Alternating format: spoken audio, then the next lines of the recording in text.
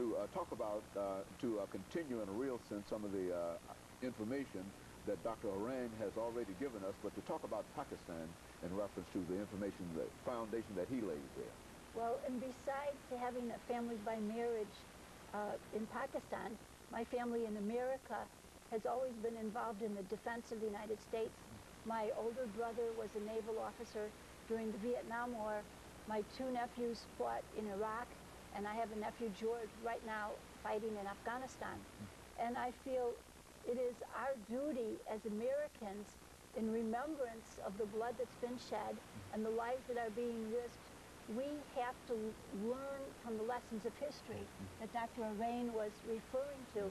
We have to learn from our past mistakes and past successes not to repeat the same mistakes. So I am very concerned that we had such a quagmire in Vietnam, a counterinsurgency war. We had to leave in disgrace and humiliation. I'm very concerned that the same thing will happen in Afghanistan. And one part of me, of course, wants that my nephew should have the best equipment and people should come and help him and he should be safe and secure. But the rational side of me wants him to be withdrawn from Afghanistan, because I agree with Dr. AArain that every time we kill a civilian in Afghanistan, that spawns more terrorists, more insurgents. It gets us deeper.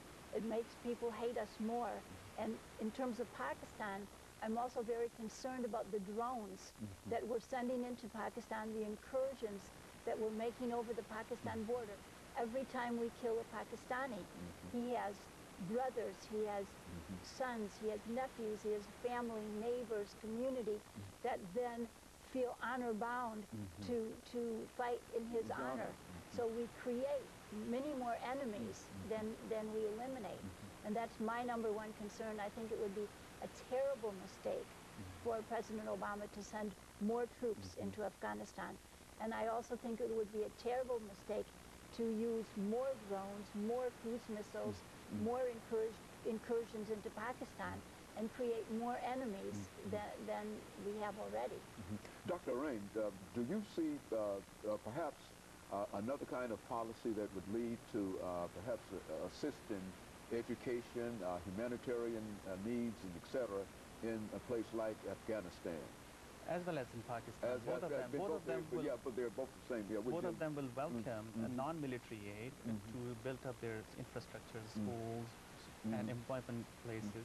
The problem is a lot of these fanatics or extremists are unemployed.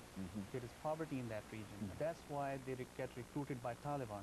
They are being paid in like thousands of dollars to go and commit suicide bombing, so their family can be taken care of. If we provide employment there, and this is a good thing that what U.S. Aid is coming to Pakistan in the shape of Kerry Lugar bill. However, the Pakistanis have a concern about the strings attached to it. They like the idea of non-military aid, so we can set up schools, colleges, and all the other infrastructure there.